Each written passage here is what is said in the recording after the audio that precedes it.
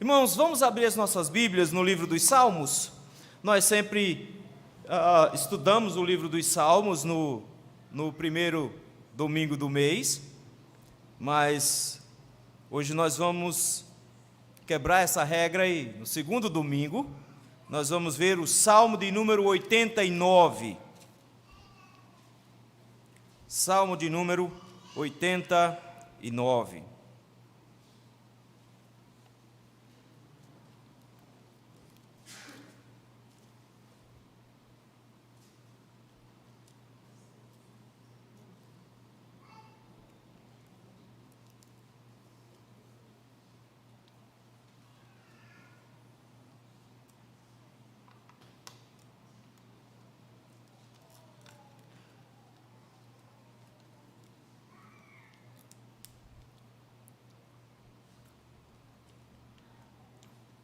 Nós vamos fazer a leitura do verso 1 ao versículo 18, porque vocês já viram que o salmo é longo, mas nós só vamos ver do versículo 1 ao versículo 18. Nos diz assim a palavra do Senhor: Salmo didático de Etã, Ezraíta. Cantarei para sempre as tuas misericórdias, ó Senhor. Os meus lábios proclamarão a todas as gerações a tua fidelidade. Pois disse eu: a benignidade está fundada para sempre, e a tua fidelidade tu as confirmarás no céu, dizendo: fiz aliança com o meu escolhido e jurei a Davi, meu servo, para sempre estabelecerei a sua posteridade e firmarei o teu trono de geração em geração. Celebram os céus as tuas maravilhas, ó Senhor, e na Assembleia dos Santos a tua fidelidade. Pois quem nos céus é comparável ao Senhor? Entre os seres celestiais, quem é semelhante ao Senhor? Deus é sobremodo tremendo na Assembleia dos Santos, e temível sobre todos os que o rodeiam. Ó Senhor, Deus dos exércitos, quem é poderoso como tu és, Senhor, com a tua fidelidade ao redor de ti? Dominas a fúria do mar, quando as suas ondas se levantam, tu as amainas. Calcaste a Raabe como um ferido de morte, com o teu poderoso braço dispersaste os teus inimigos. Teus são os céus, tua a terra, o mundo e a sua plenitude tu fundaste. O norte e o sul tu criastes. O Tabor e o Hermon exultam em teu nome. O teu braço é armado de poder, forte é a tua mão e elevada a tua destra. Justiça e direito são os fundamentos do teu trono. Graça e verdade te precedem. Bem-aventurado o povo que conhece os vivas de júbilo, que anda, ó Senhor, na luz da tua presença. Em teu nome de contínuo se alegra, e na tua justiça se exalta, porquanto tu és a glória de sua força. No teu favor avulta o nosso poder, pois ao Senhor pertencem os nossos escudos, e ao Santo de Israel, o nosso Rei. Vamos orar? Obrigado, Senhor, por este momento de felicidade para a tua igreja, e em especial, Senhor, obrigado por este momento, quando agora nós, com a tua palavra aberta diante dos nossos olhos, somos conduzidos pela tua mão para entender a tua vontade e nos juntarmos ao teu povo e confiarmos plenamente em ti. Ajuda-nos, ó meu Deus, nesse sentido, abrindo nossos olhos espirituais, nos dando compreensão da tua palavra. Molda os nossos corações também, de tal maneira, Senhor, que tenhamos dentro de nós a orientação da tua parte e a força necessária para podermos caminhar nos teus caminhos. É no nome de Cristo que nós te rogamos. Amém. Deus é fiel. Nunca vi tanta gente dizer a mesma coisa como ultimamente. Já notou? Todo mundo diz Deus é fiel. E você vai ver isso estampado em adesivo em carro, em casa. Todo mundo, pessoal, Deus é fiel, Deus é fiel. E nesse sentido, meus irmãos, não é mentira. Deus é plenamente fiel. Mas a questão é que as pessoas estão confundindo o que elas acham ao que Deus é fiel com o que realmente Deus é enquanto fiel. Porque Deus é fiel em todas as suas promessas.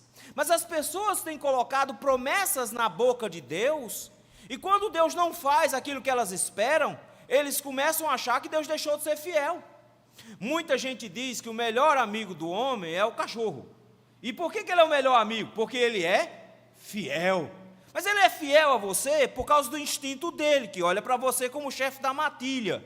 E ele sempre vai ser fiel a você em submissão a você. Mas porque ele só faz o que você quer. Mas daí as pessoas olham para Deus e veem Deus fiel do mesmo jeito. Como se Deus fosse fiel porque ele faz o que eu quero, porque eu desejo. E quando eu coloco nas mãos da boca de Deus as promessas que ele não fez, eu me decepciono, porque ele não cumpre aquilo que eu acho que ele deveria cumprir comigo, e aí eu começo a desconfiar da fidelidade de Deus. Mas ainda mais difícil é quando Deus realmente prometeu algo na palavra, mas parece que não está cumprindo. Aí é mais difícil ainda, porque não é uma questão do que eu acho que Deus prometeu. Na Bíblia tem muitas promessas, e a gente olha para elas e diz: Senhor, isso não se cumpre na minha vida. O Senhor deixou de ser fiel por conta disso? Esse é o grande dilema do salmista quando escreve o Salmo 89. Como entender a fidelidade de Deus quando parece que as suas promessas não estão sendo cumpridas? Esse, meus irmãos, é um salmo enorme. Ele só perde para o Salmo 119 e para o Salmo 78. E ganha para o Salmo 18, que a gente tem estudado de manhã. Finalmente a gente terminou. Esse salmo, meus irmãos, ele está encerrando um livro. Existem 5 livros no livro dos Salmos. Ele está encerrando um livro. Se você for olhar o Salmo de número 90, você vai ver lá em cima, livro 4. Então ele está encerrando o terceiro livro. Esse terceiro livro, meus irmãos, é um livro bem problemático, porque é um livro onde tem muitos sofrimentos, muitas angústias descritas. Ele já começou falando de um servo do Senhor que quase caiu quando viu a prosperidade dos ímpios em relação aos sofrimentos dele. E o salmo que nós vimos no mês passado, o Salmo 88, é do único salmo em todo o saltério que não tem esperança, que termina com tristeza, termina dizendo que foi traído até pelos amigos e companheiros. Um salmo que não mostra esperança nenhuma. Quando nós pegamos então esse livro inteiro de sofrimentos, o Salmo 89 vem para fechar esse livro. Ele vem para fechar, porque se você olhar o último versículo dele, versículo de número 52, é uma forma de fechamento de todos esses livros. Se você for olhar cada livro, ele termina sempre assim: bendito seja o Senhor para sempre, amém e amém. Então ele está fechando. E qual a melhor maneira de fechar um livro triste? A resposta é sendo triste ainda. Porque como o terceiro livro foi triste, esse salmista faz exatamente o oposto do que se espera de um salmo. Todo salmo de lamento que você encontrar, ele geralmente começa com tristeza e vai se tornando feliz à medida que o salmo vai caminhando. Esse salmo é invertido. Ele, na verdade, começa com felicidades e promessas, nos versículos de 1 a 18, as bênçãos de Deus sendo executadas a partir do versículo de número 19 até o versículo de número 37. Mas quando chega no versículo 38, ele faz: tu, porém, repudiastes e rejeitastes. E a partir do versículo 38 até o versículo de número 51, é só tristeza. E qual é a grande tristeza dele? A grande tristeza dele é que ele sabe que Deus é fiel, e ele louva a Deus porque ele sabe que Deus é fiel, mas Deus parece que não está cumprindo suas promessas, e que foi tudo por água abaixo, e ele está sem esperança, justamente porque ele não consegue olhar a fidelidade do Senhor. 2 palavras são as palavras que mais se repetem nesse salmo. Primeira palavra, a palavra misericórdia. Ela vai aparecer de formas bem diferentes. Versículo 1 ela aparece como misericórdia, mas logo em seguida ela vai aparecer como benignidade, como bondade. A segunda palavra que mais vai aparecer, e a que nós vamos destacar aqui, é a palavra fidelidade. Veja aí, versículo 1. Todas as gerações a tua fidelidade. Versículo 2, a tua fidelidade tu a confirmarás nos céus. Versículo 5, de novo você tem a palavra fidelidade. Versículo 8, a palavra fidelidade. No versículo 14 aparece a palavra verdade, mas que é a mesma palavra para fidelidade. No versículo de número 24 aparece a palavra fidelidade. No versículo 33, fidelidade. No versículo 37, fiel, que vem de fidelidade. E no versículo 49, de novo a palavra fidelidade. A palavra fidelidade, meus irmãos, é uma palavra difícil de traduzir. Na Bíblia ela é traduzida de várias maneiras, como bondade, como misericórdia, em vários sentidos. Porque tanto misericórdia como fidelidade, bondade e fidelidade, elas são as duas palavras da aliança. E elas vão estar o tempo inteiro dentro desse salmo, apontando para a aliança. Mas qual é o problema real desse salmo? Esse salmo foi escrito por um homem chamado Etan Ezraíta. A grande dúvida aqui é se foi Etan realmente que escreveu esse salmo, porque no final das contas o salmo ele tem um relato da dinastia de Davi se encerrando. Etan, meus irmãos, só vai aparecer nas Escrituras, novamente, no livro de 1 Reis, no capítulo 4, versículo 31, quando diz que Salomão era o homem mais sábio do reino e que só perdia para 4 homens, e só ganhava para 4 homens, que entre eles estava Etan. Então, abaixo de Salomão, Etan é considerado um dos homens mais sábios de Israel. E há quem diga que então o que ele está fazendo aqui é reclamando diante de Deus, ou lamentando diante de Deus, porque mais tarde, quando Salomão morreu, e ele provavelmente viu isso, ele viu Roboão perdendo o reino, porque de alguma maneira 10 tribos se juntaram a Jeroboão e abandonaram a Davi. Então ele estaria aqui se queixando com Deus pela dinastia de Davi ter sido quebrada. Mas a dinastia de Davi não caiu ali, não caiu naquele momento. E aí então se pensa que na verdade não foi um texto escrito pelo próprio Etan, o Ezraíta, mas que foi na verdade um texto escrito um pouco mais tarde, lá no período do cativeiro babilônico, quando o rei Ezequias foi humilhado, sofreu insultos por Nabucodonosor, e ali se encerrou a dinastia de Davi no trono de Israel. A partir dali vai haver uma dinastia de Davi, mas nunca mais governando enquanto reis. E aí o que estaria dizendo aqui no texto, no início, no que antecede o versículo 1, é que a expressão salmo didático tietã, na verdade, é um masquil.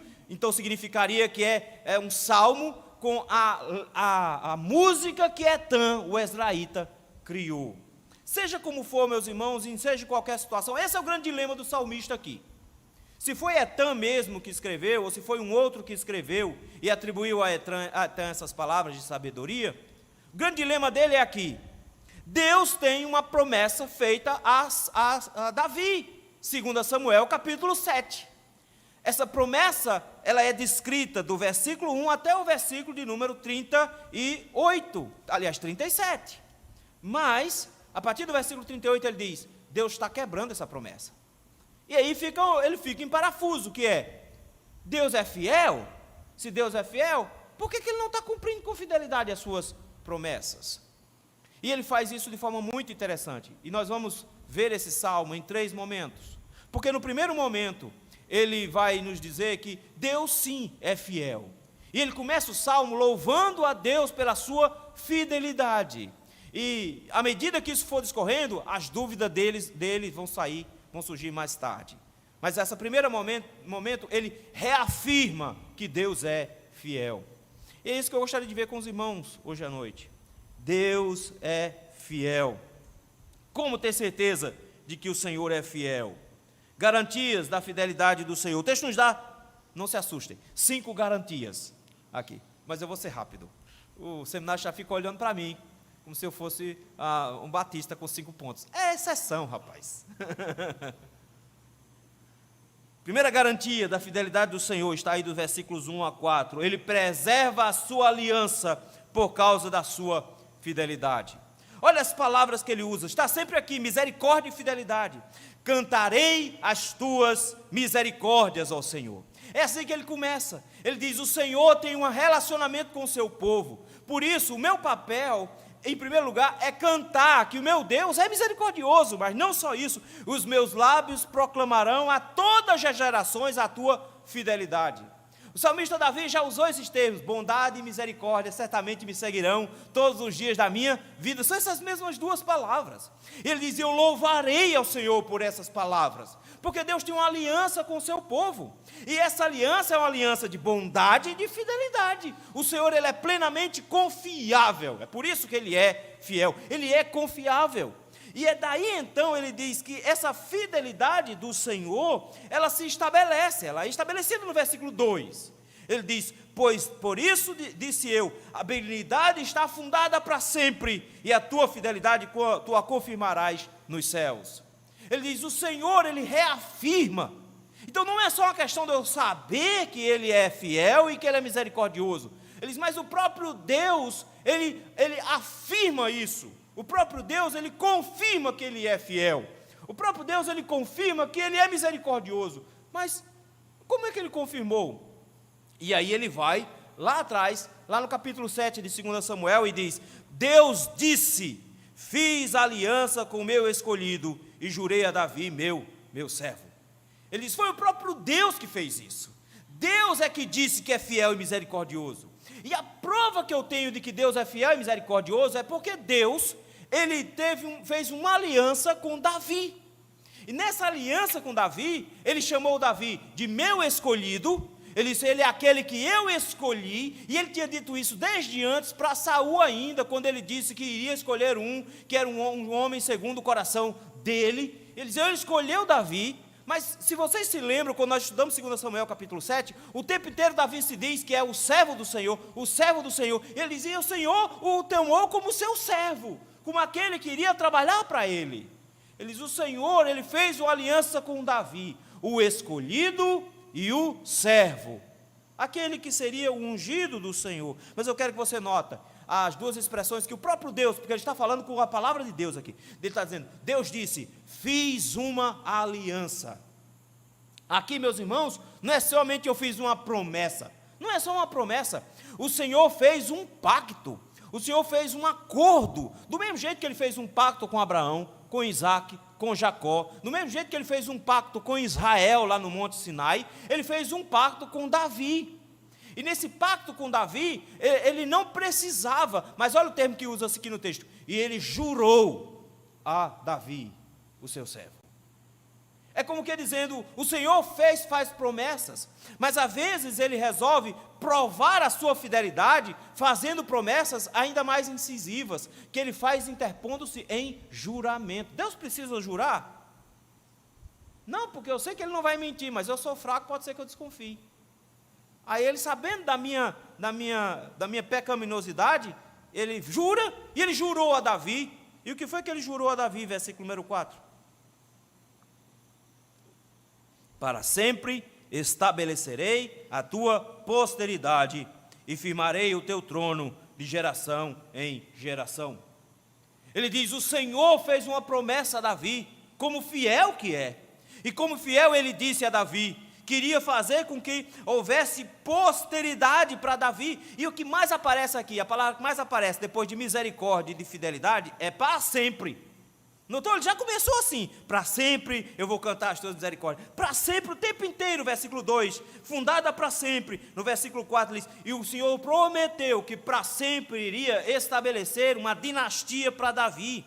Firmarei o teu trono de geração em geração. Ele diz: Deus fez uma promessa, que nunca iria faltar um descendente para Davi no trono. Deus disse que daria de Davi um que reinaria por toda a eternidade. A grande questão do salmista é, mais tarde ele vai perguntar: se Deus prometeu isso, como é que a dinastia de Davi acabou? Se Deus prometeu isso, por que de repente não tem mais um filho de Davi no trono? É porque, na verdade, meus irmãos, o Senhor é fiel em suas promessas, além do que nós conseguimos enxergar. E a sua fidelidade está baseada na aliança que ele fez com Davi, que se cumpre não nos filhos descendentes diretos de Davi naquele instante, mas no grande filho de Davi, que nasceria na cidade de Belém, que seria o rei dos reis e senhor dos senhores. O Senhor é fiel à sua aliança, meus irmãos. O Senhor cumpriu a sua palavra. Ele é fiel nesse sentido e ele preserva a sua aliança, não importa quantos milênios sejam necessários para que o Senhor cumpra as suas promessas. Ele diz: o Senhor, ele é fiel, e ele cumpriu a sua promessa. E o Senhor fez uma promessa para Davi, e a fidelidade do Senhor, meus irmãos, ele está em preservar esta aliança, a aliança que foi cumprida na pessoa, no nascimento de Jesus Cristo. Deus é fiel. Como ter certeza de que o Senhor é fiel? A primeira garantia da fidelidade é que Ele preserva a sua aliança por causa da sua fidelidade. A segunda garantia é que Ele é reconhecido justamente por ser fiel. É reconhecido pela sua fidelidade. Veja aí, versículos de 5 a 7. Ele conclama: celebrem os céus as tuas maravilhas, ó Senhor. Ele conclama aqui os céus para louvar a Deus. Mas não é um louvor de qualquer maneira, não é por qualquer assunto. Olha o versículo 5, como é que termina. E a Assembleia dos Santos, a tua fidelidade. E aqui, meus irmãos, nós temos uma dificuldade que é, quem ele está falando que é essa Assembleia dos Santos? Muitos comentaristas, quando olham para esse texto, veem somente os anjos, porque a expressão celebrem os céus e Assembleia dos Santos traz a imagem de todos os anjos santos reunidos na presença de Deus, essa união desses santos. Mas um autor chamado Matthew Henry, ele diz que não são só os anjos, mas a igreja de Cristo se reúne enquanto Assembleia dos Santos. Mas eu creio que nesse texto em especial, ele está falando dos anjos mesmo, porque se você prestar atenção, ele diz: os céus celebrem as tuas maravilhas, mas também os céus, os seus santos reunidos nos céus, celebrem a tua fidelidade. Por quê? Por que os céus deveriam celebrar a fidelidade do Senhor? Olha o versículo 6. Pois quem nos céus é comparado ao Senhor?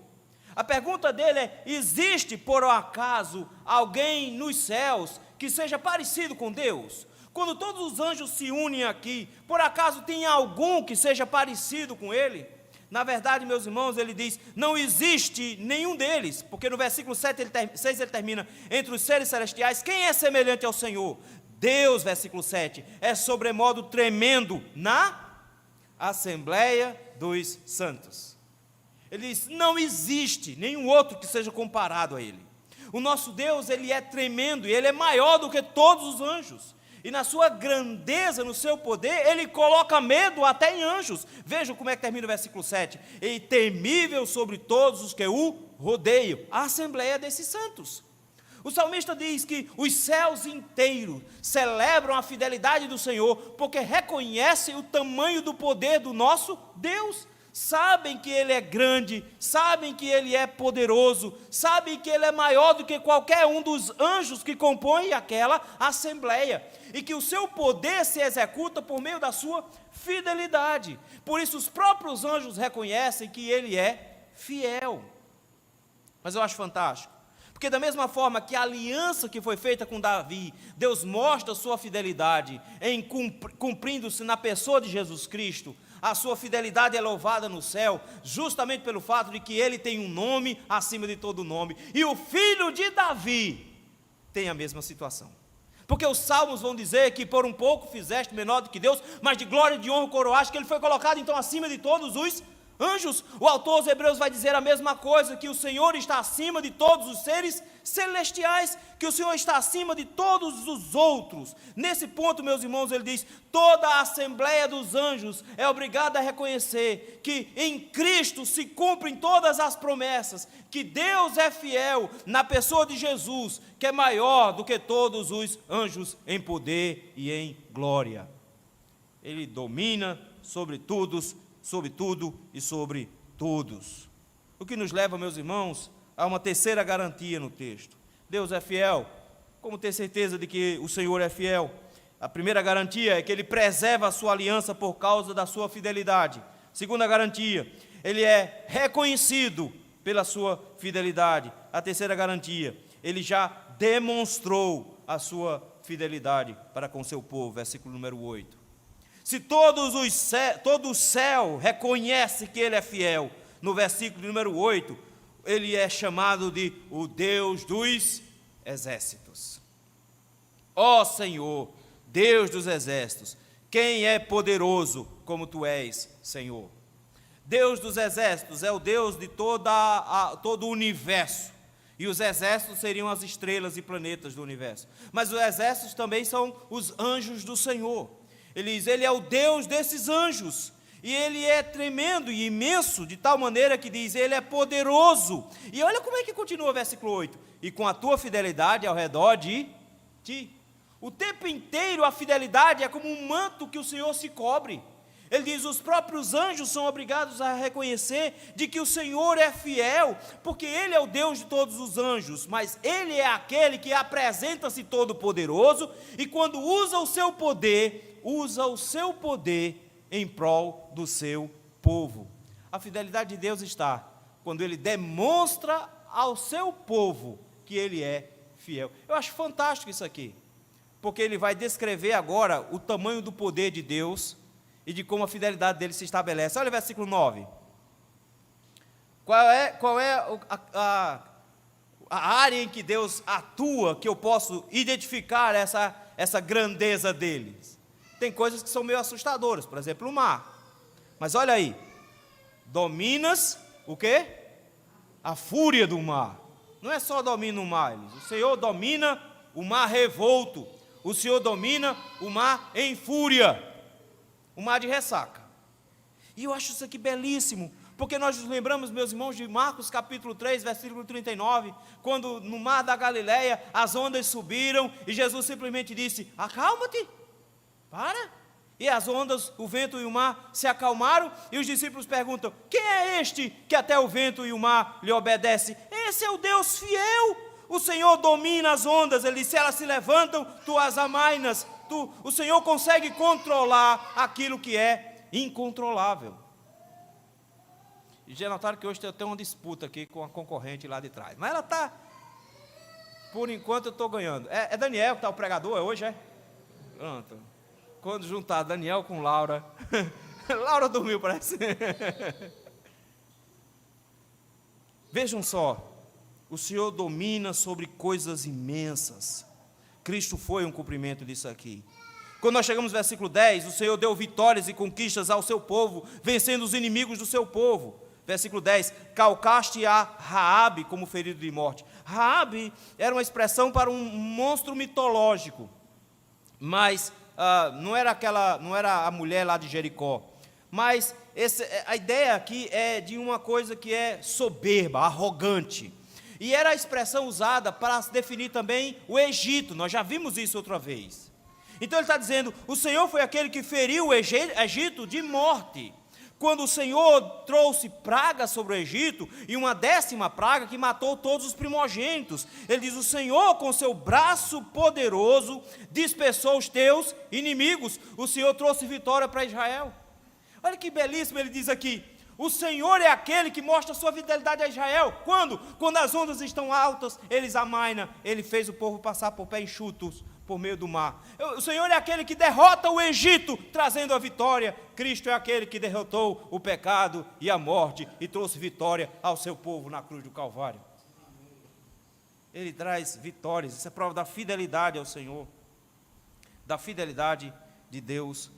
O salmista nos lembra, meus irmãos, de que o nosso Deus é fiel, e fiel à sua igreja, fiel às promessas feitas à sua igreja, e que Ele mesmo executa isso no meio da igreja, e que a igreja do Senhor é testemunha da fidelidade dEle. Quarta garantia da fidelidade do Senhor, meus irmãos, Deus é fiel. Como ter certeza de que o Senhor é fiel? A primeira garantia é que Ele preserva a sua aliança por causa da sua fidelidade. A segunda garantia é que Ele é reconhecido por sua fidelidade. A terceira é que Ele já demonstrou a sua fidelidade para com seu povo. A quarta é que Ele reina fundamentado em fidelidade. Essa é a base do seu reino. Versículos de 11 a 14. Ele diz, teus são os céus, tu é a terra. O Senhor é o dono de tudo. O mundo e a sua plenitude, tudo foi o Senhor que fundou. Ele diz, tudo que existe pertence a Deus. Daí, as maiores distâncias são do Senhor, versículo número 12. O norte e o sul, tu criastes. A ideia do norte é como sendo os confins da terra, o que havia de mais longe possível, lá onde Judas perdeu as botas. Ele está dizendo, do que é do Senhor? Tudo é do Senhor, de ponta a ponta, de norte a sul. Tudo pertence a Ele, porque Ele fez tudo. Não só o Senhor é grande em governo horizontalmente, de norte a sul, mas também em altura. E Ele traz aqui 2 montes grandes, o Tabor e o Hermon, exultam pelo teu nome. Ele diz: esses dois montes grandiosos dentro de Israel, e os montes pequenos também, se não importa a altura, o Senhor governa também em altura.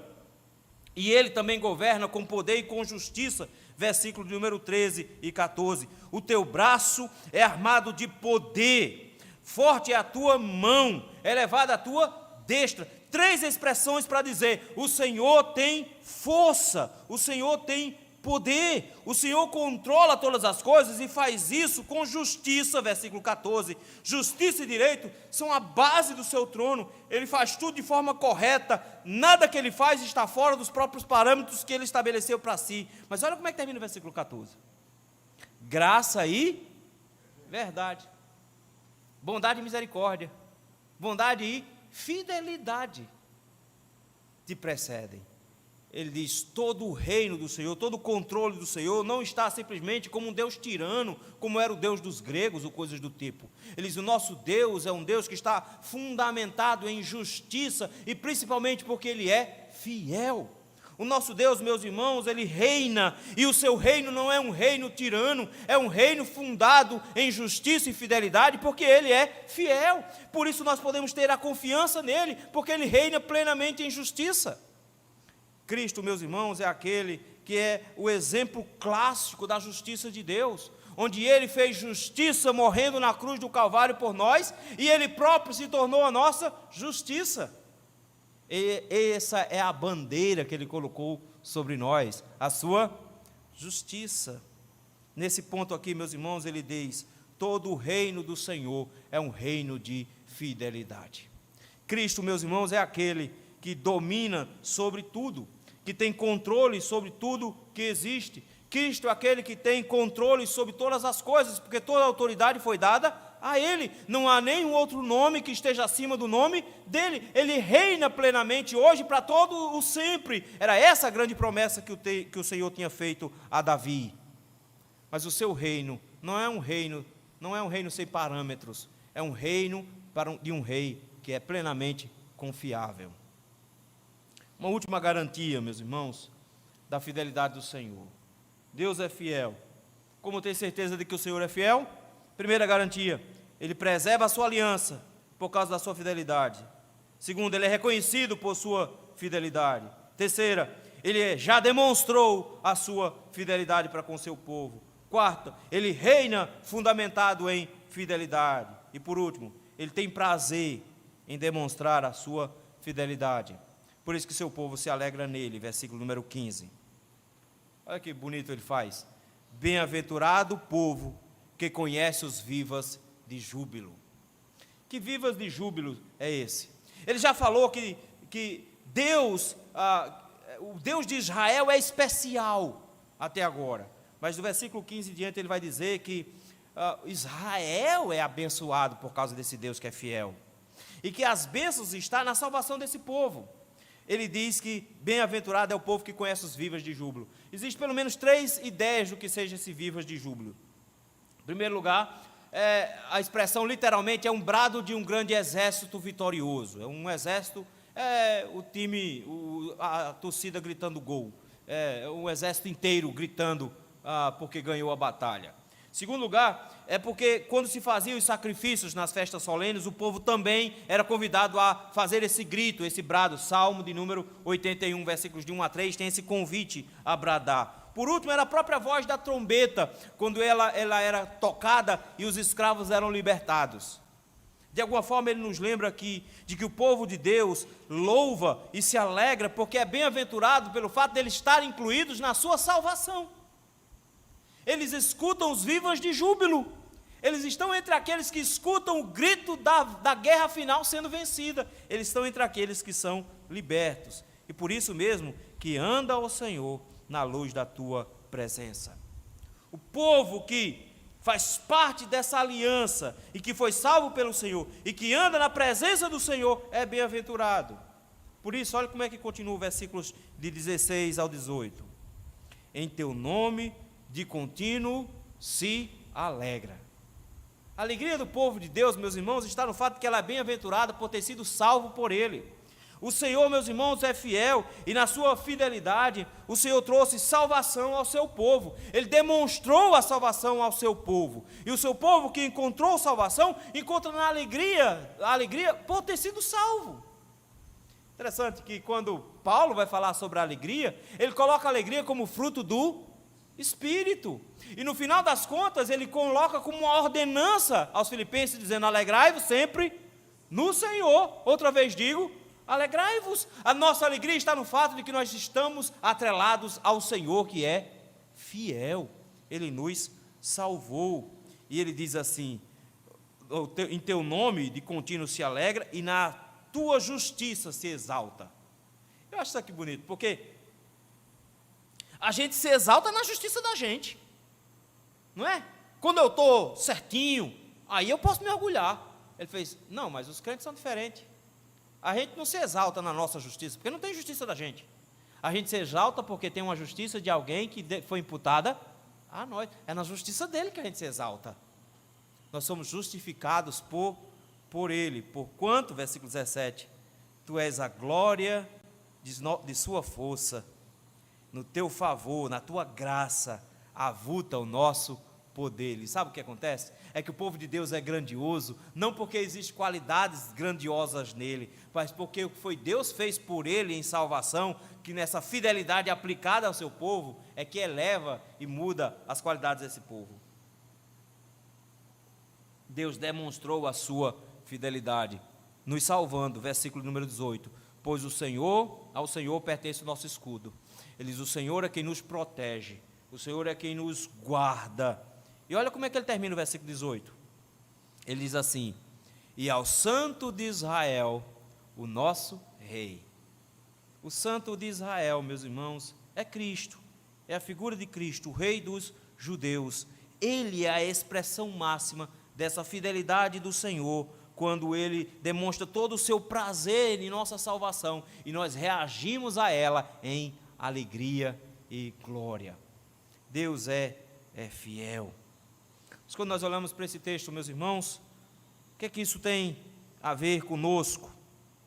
Diante das dificuldades da vida, que parece que Deus deixou de ser fiel, nós vamos nos lembrar sempre disso aqui. Nós precisamos voltar para as Escrituras e fazer como o salmista, se lembrar das garantias que o Senhor nos deu de que Ele é fiel. Daí, meus irmãos, a primeira coisa que nós precisamos nos lembrar, de que a fidelidade do Senhor está atrelada à sua aliança. Ele fez uma aliança conosco, e nessa aliança que Ele fez conosco, no seu Filho Jesus, no Filho de Davi, nessa promessa eterna, Ele nos garantiu que nós habitaríamos com Ele em reino eterno, de que Jesus seria um rei para sempre, que submeteria as nações, que reinaria nas nações com vara de ferro, e que no final das contas o povo de Deus reinaria com Ele. Daí, meus irmãos, se nós quisermos continuar confiando na fidelidade do Senhor, é em Cristo que nós encontramos a promessa cumprida no passado e restabelecida para o futuro, de que Ele é fiel. E se Ele foi fiel para cumprir no envio de Jesus Cristo, para morrer na cruz do Calvário, inaugurando o seu reino, Ele é fiel para cumprir no retorno de Cristo, nos fazendo reinar juntamente com Ele por toda a eternidade. Porque Ele é fiel a mim? Não, porque eu não tenho nada que possa fazer com que Deus seja fiel, mas porque Ele é fiel a Ele mesmo, e Ele fez uma promessa, e Ele não vai voltar atrás na sua promessa. Ele tem fidelidade. Eu posso confiar plenamente nele. Ele disse que se você crê nele, ainda que esteja morto, viverá. Ele disse isso: quem crê em mim tem a vida eterna. Ele me garantiu essas coisas. Ele me garantiu que voltaria, que não tomaria de novo do fruto da vida, até que voltasse e nos buscasse. Ele nos garantiu: na casa do meu pai tem muitas moradas, e eu vou e volto para buscar vocês. Ele nos deu promessas, e nós confiamos plenamente, porque Ele é fiel às suas promessas, Ele é fiel à sua aliança, e Ele jurou a nós isso.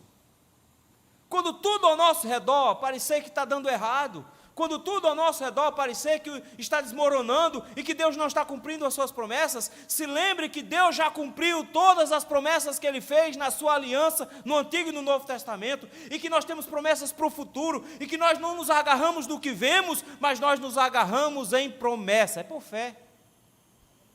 Eu acho fantástico isso, porque crer está atrelado justamente à palavra fiel. Fé e fidelidade são da mesma raiz.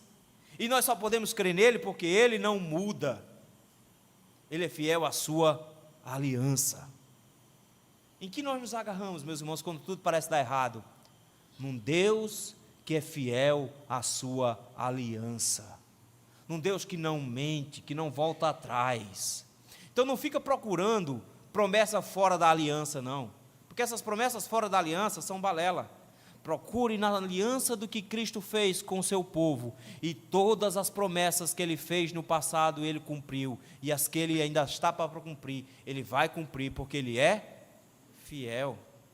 Além disso, meus irmãos, nós somos convidados hoje, diante desse fato de que sabemos que nosso Deus é confiável, porque Ele é fiel à sua aliança, nos juntarmos aos anjos para louvar, porque ninguém tem no mundo ou fora do mundo, nos céus, que tenha a força e a capacidade de cumprir suas promessas como Ele tem.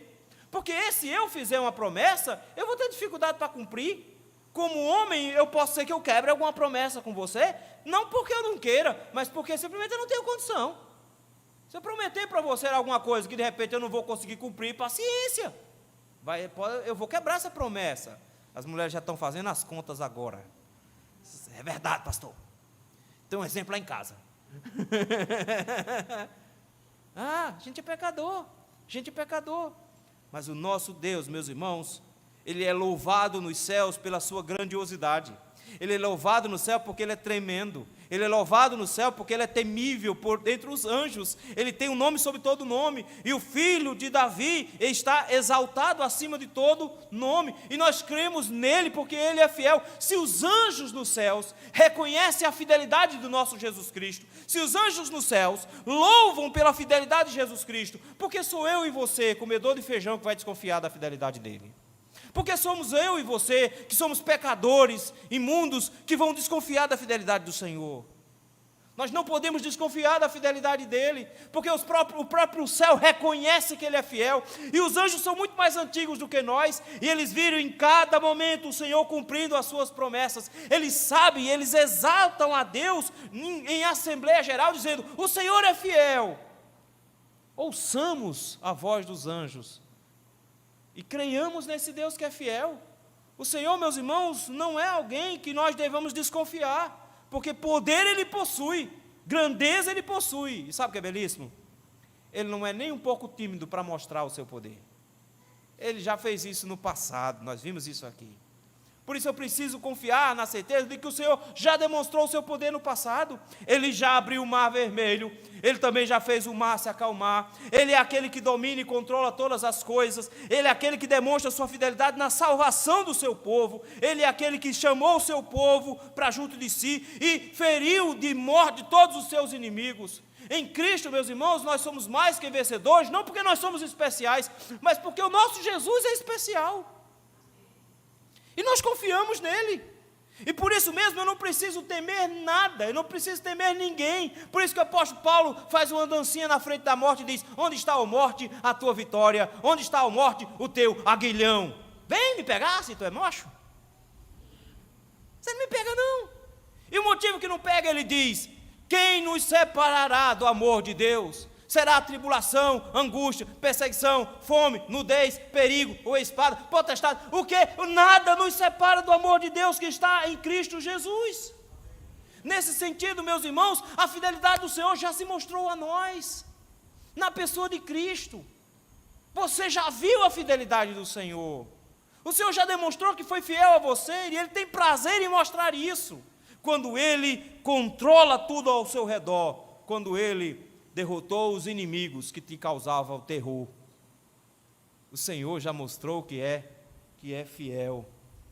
Por isso, só nos cabe agora nos alegrar no reino que Ele nos colocou, porque Ele nos tirou do império das trevas e nos transportou para o reino do Filho do seu amor. O nosso Jesus é rei, com o nome exaltado acima de todo nome. Ele tem controle sobre tudo. Notem, ele vai de ponta a ponta, de norte a sul. Ele vai de baixo até em cima, do Tabor ao Hermon. O Senhor tem um braço poderoso e tremendo, e Ele reina fundamentado nesta fidelidade.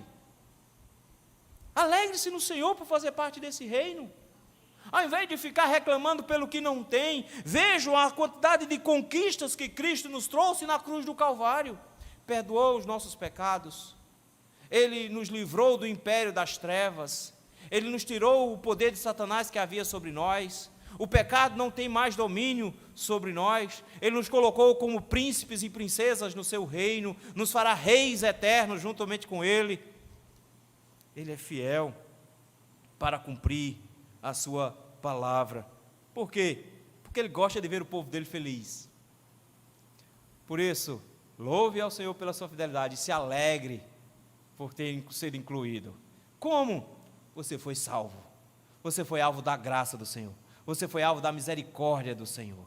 E Ele é fiel para aquele, porque Ele é aquele que começou a boa obra e Ele há de completá-la. Ele há de completá-la. Você fará parte do reino.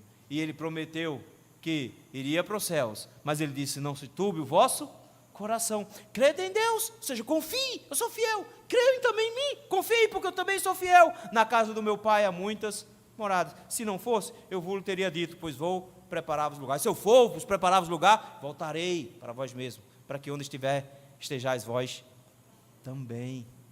Nós estaremos para sempre. Ele tem prazer em demonstrar essa fidelidade, salvando os seus no final. Às vezes a vida nos faz ficar meio cabisbaixo com relação a Deus. Quando a gente às vezes vê tudo dando errado, a gente pensa: Deus abandonou a sua fidelidade? Deus deixou de ser fiel?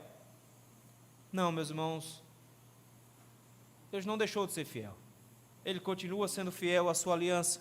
Ele continua sendo reconhecido nos céus como fiel.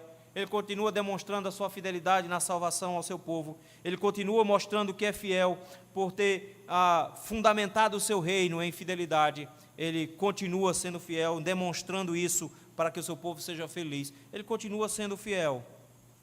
Eu só preciso olhar para a fidelidade dele e contemplar a fidelidade do nosso Deus. Tu és fiel, Senhor. Vamos ficar em pé e vamos cantar. Dia após dia, o Senhor é fiel. Enquanto cantamos esse hino, aqueles que trouxeram seus dízimos e suas ofertas podem apresentá-los ao Senhor em alegria.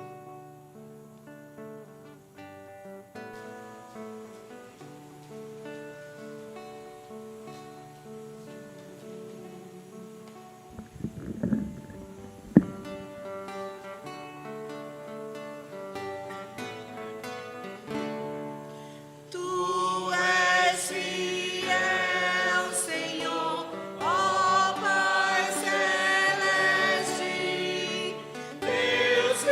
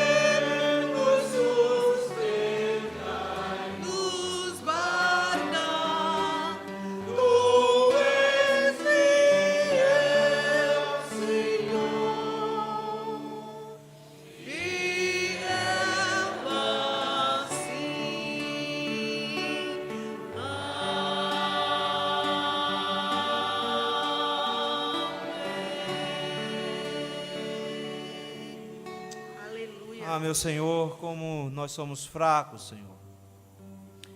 Às vezes os problemas da vida, Senhor, as lutas, dificuldades, decepções, tiram de nós a percepção da realidade e nos faz, Senhor, duvidar da sua fidelidade. Tem misericórdia de nós, Senhor. Perdoa-nos, meu Deus. Ajuda-nos, ó meu Senhor, a enxergarmos a grandeza da tua fidelidade na tua aliança, na forma como o Senhor a expressa na pessoa de Jesus Cristo, em todas as bênçãos decorrentes dessa aliança, em que cada uma delas o Senhor foi fiel. Ajuda-nos, ó meu Deus, a não desconfiarmos do Senhor. O Senhor não é homem para que minta, nem filho de homem para que se arrependa. O Senhor nunca nos deu motivo de nós desconfiarmos de Ti. Não permita, Senhor, que o nosso coração se desvie por causa dos problemas da vida e abandonemos a crença, a confiança de que o Senhor é fiel. Guarda o Teu povo, Senhor. Ampara-nos, ó meu Deus, pela Tua mão. Obrigado, Senhor, porque a Tua fidelidade se expressa entre várias coisas no sustento dessa igreja. Obrigado, Senhor, pelos irmãos que dispuseram-se em seus corações de depositar na Tua presença os seus bens. Que o Senhor mantenha, Senhor, entre eles a visão da Tua fidelidade, suprindo todas as suas necessidades, como o Senhor bem prometeu. Que o Senhor dê sabedoria a este conselho para executar, Senhor, os planos que nós temos e executar essas finanças também em fidelidade. Dá-nos uma semana de bênção, Senhor, na Tua presença e nos fortalece. É no nome de Cristo Jesus, Teu Filho, que nós te rogamos isso. E que a graça de nosso Senhor e Salvador Jesus Cristo, o amor de Deus, nosso eterno Pai, o poder, a comunhão e as consolações do Divino Espírito Santo estejam com todos vós e com todo o povo de Deus espalhado pela face da terra, hoje e para todo sempre.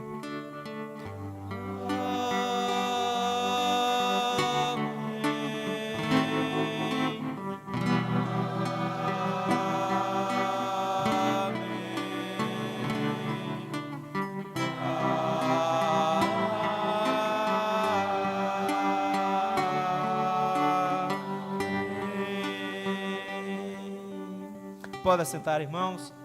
Queremos agradecer a todos aqueles que nos visitam hoje à noite.